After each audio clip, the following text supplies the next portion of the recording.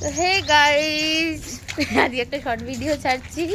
তো sorry live আসতে পারিনি, অনেক ব্যস্ত আছি।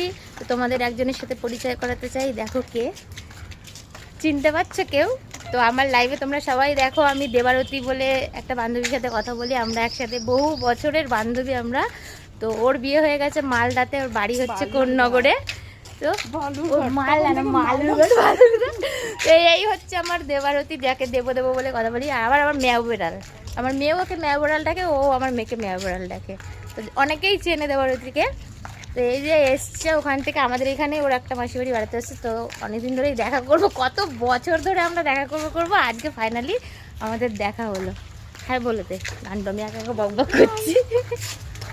চলো টাটা, এখন যাচ্ছি বাড়িতে। এতক্ষণ গল্প আড্ডা মারলাম। চলো টাটা। ও আর একজন আছে, আমার মেয়েকে আমি ভুলে গেছি।